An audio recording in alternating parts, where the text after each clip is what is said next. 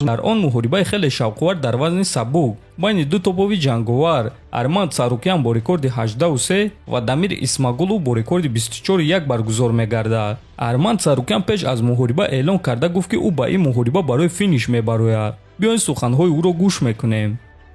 то муҳориба бо Гамрод ман ягон маротиба 5 раунд муҳориба гузаронидагӣ набудам ва ман дар чорум раунд худро на он қадар хуб ҳис мекардам ва шояд ки аз ҳамин сабаб ман дар раундҳои охир бой додам. аммо ҳозир ман барои 15 дақиқа тайёрам ва ин дафъа ман намехоҳам ки натиҷаи муҳорибаро доварҳо ҳал кунанд.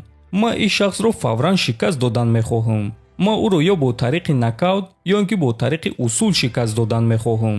умуман ман ӯро фавран манъ кардан мехоҳам. аммо аз ҳама асос ман дар ин муҳориба ғолиб шудан мехоҳам ва фарқ надорад ки чӣ гуна ва боз $50,000 бонус таби маро болида мегардонад, гуфтааст Сарукян. хотиррасон мекунем ки Арманд Дарюсӣ 2 маротиба шикаст хӯрдааст. ана Дамир Исмагулов бошад Дарюсӣ 5 муҳориба гузаронида дар ҳамааш ғалаба ба даст овардааст. айни замон Арманд дар рейтинги вазни сабук дар ҷои 9 қарор дорад, а Дамир бошад дар ҷои 12. ҳозир бошад дӯстон ба шумо прогнози Ҳабиб Нурмагомедовро дар ин муҳориба пешкаш мекунем. ман фикр мекунам ки дар ин ҷо 50-50 аст. онҳо ҳар дуяшон хуб меҷанганд, ҳар дуяшон пешрафта истодаанд ва ҳар дуяшон ҷавонанд. дар ин муҳориба ҳамаи кора шуданаш мумкин аст, аммо ман каме ба ғалабаи Исмагулов боварӣ дорам. карьераи любителии ӯ хеле калон аст ва ӯ аз гӯштин худро хуб ҳимоя мекунад. ҳозир Исмагулов хуб рафта истодааст, аммо ман метавонам ки иштибоҳ кунам. лекин ба ҳар ҳол прогнози ман 51-49 ба фоидаи Исмагулов, гуфтааст Нурмагомедов. дӯстон, шумо бо прогнози Нурмагомедов розӣ ҳастен ё ин ки ба фикри шумо Арманд Сарукян дар ин муҳориба ғолиб шуда метавонад? метавонем фикротонро нависен. мо боша мегзарем ба дигар хабар. президенти ташкилоти IMC Fight Night Камил Гаджиев барои барҳам хӯрдани муҳорибаи Фаридун Одилов ва Даврен Ермеков Фаридунро гуноҳгор мешуморад.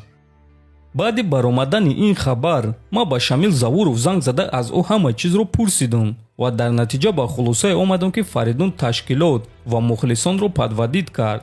баъди кори кардаи дастаи Нурулло Алиев ман дар байни мухлисони тоҷик машҳур нестам, аммо ба ҳар ҳол боварӣ дорам ки дар ин кор ҳамаи ҷавобгарӣ дар сари Фаридун буд.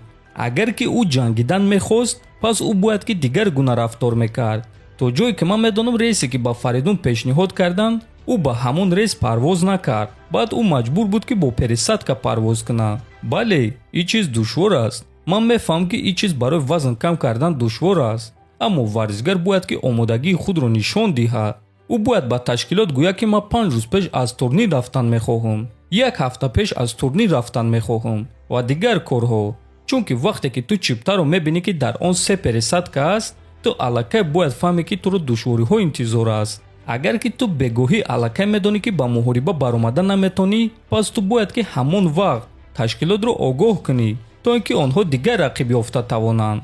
ана агар ки саломатии ту хуб бошад, чӣ гуне ки врач гуфт ки Фаридун муҳориба гузаронида метавонад, пас ту бояд ки баромада муҳориба гузаронӣ, гуфтааст Гаджиев. дӯстон, шумо оиди ин суханҳои Камил чӣ фикр доред? фикротонро нависен. ҳатман дар канали мо обуна шавен. то боздид хонободу сарбаланд бошен.